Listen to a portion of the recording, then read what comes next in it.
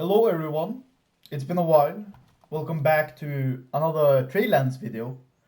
And today I will be doing a boat review, okay? So I've gotten my hands on a boat, on a joke boat. And that is the Tradeseidon. So this boat, it's an interesting boat, right? Because it's the only boat in the game that is a trader that relies on coal, relies on an engine, right? So that sounds pretty strong in theory, right? Since most pirate ships rely on sails, no one can really catch you, except if they're using the Nautilus, of course. But then they can't really fire at you, so it's more of a prolonged chase where you sit and attack them with the turret on the back. But let's go over the stats, right? It has a speed 7 engine. It eats 1 coal every minute, so let's say the trade goes on for 13 minutes, that's 13 coal wasted, right? It has 25 cargo, which is, it's decent. In my theory, it should have been more, maybe 26 or 28. But I get they had to do that, or else it might have been a bit too strong, It has 200 cannonballs for ammo storage.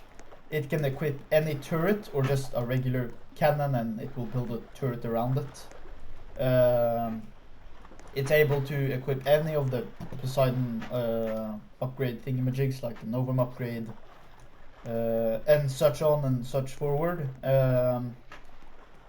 So it has a variant called the Tradeseidon, I think, and that's where instead of there being cargo on the front and it having 25, it takes the turret, moves it to this front section right there, removes a bunch of the cargo so it doesn't block your view, moves this storage thing with 27 cargo instead, so it upgrades it by 2, and moves it over to the back, so you have 1 turret and then 27 cargo in the back. Now, a big important thing to remember is that this thing is a joke ship, even though I wished it wasn't. So it's not the greatest, and if you encounter a Tradeseidon, it's essentially game over if they get you within the range, because for some odd reason this thing does not get slow shot with turrets or anything like that from my knowledge, which is very sad. But it is what it is. Can't do a lot about it. It's decent. It's not the best ship, and because of its price I would not recommend making this. It sits pretty far behind, not because it's bad at trading, it's pretty good actually, but because of the coal cost. There is no sail variant, there is nothing, so you're forced to spend money to make this thing go. So on a scale, just including everything, it has decent HP for a trader, it has full protection, it's somewhat capable of defending itself because of the rear turrets, which essentially gives it like a pretty decent circle of protection, but it's only 1 gun, and if it gets disabled your gun less. By looks, it looks pretty nice, I will say that much. Keep in mind this railing right here is only part of the Novum. Only the front railing is part of the actual boat. The cargo is there. On a scale, if you're doing Berkland runs and the crate is worth let's say 1,000, which it is right now I believe, and you're trading from Hallandgard, it will make around 1,400 a minute, which is pretty good, 1,400 a minute is pretty good. Keep in mind that's only if the cargo is worth 1,000 and you're trading from Hallandgard. That's from my calculations. I did a run. So, but it's still not better than most ships, because you have to pay for the coal. If you take a boat that has 22 cargo, for say the Stoat, and you only use your sails, it still makes around, I don't know if it was 16 or 1800 a minute. So it still gets outcompeted. Now keep in mind that's a very expensive boat to stoat. So all in all, it has good HP, 18,000 with full coverage of the armor, which is pretty good. Ease of boarding, it's almost impossible to not board, you know. Like, if you can't board this thing, you might have something in your head. You can jump on anywhere, really. Gun coverage, it's good, but at the same time, it's not, like, you get decent range, you know. It's not the greatest. You do not get slow shot for some reason. They should buff that. It can mount any turret. That's pretty good. You can mount like a small double gun turret on the back just for, you know, the extra range. Protection, the Helmer is very protected, especially with the Poseidon upgrade, not the Novum upgrade. It's almost impossible to snipe the helmsman, so that's something good. It can go in any direction with the same amount of speed. That's a big plus, you know. This is the only trader with an only engine. So for you, a ship may be able to go to Nova Belresca, but going to Fenwick would be going against the wind, you know.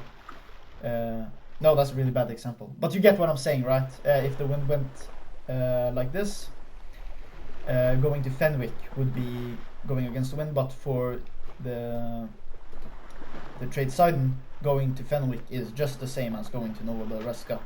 So if the cargo is double at Fenwick, you can just fully capitalize on that. And I believe from my calculations, it is made for this. So if Brooklyn becomes unprofitable, doing these kind of trades is a lot more valuable, and you're less prone to getting attacked by pirates, unless they have the Tradeseidon, which I think is rather dumb that it got added, but you know, you can't do a lot about it.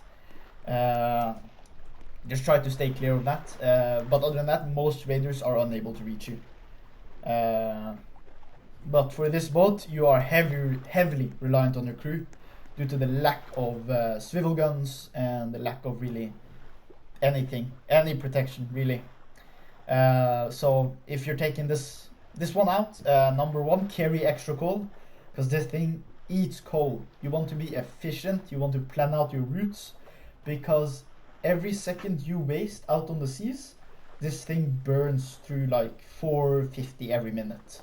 Now it's still able to make a profit even though it burns through it, but it's not the greatest profit, you know. Like, you're still able to get back your coal and make a profit, but I don't know, man. It's not the best, not by any means. So it's a cool ship to have, but in practice it's not too great. So my final judge this time, okay? Customizability. You only get to customize the sails, the crates, and the smokestack, and of course the clad itself, but it's not great for customizability. It looks pretty dang cool in my opinion, but that's my opinion, you know. It might be different from person to person. In trading, I'd give it a 7. It's not a top dog, but it's not a bottom dog either. It's like a bit over the worst ships. It could do with a buff either in engine speed or cargo capacity, because since it's so heavily reliant on that engine, it has to pay off for that engine. Maneuverability, it's not great, but it gets a plus because it can go in any direction. So it can trade, let's say that Nasu has better and it's against the wind, you can fully capitalize on that. So for anti-boarding, it's an F. It can't defend itself. I know it's an ironclad, but if your turret gets disarmed, or you are getting chased by another engine boat like the Tradeseidon, or you're just trying to outturn your opponent, this thing is like a brick in the water. It can't turn for anything. It couldn't turn to save its life.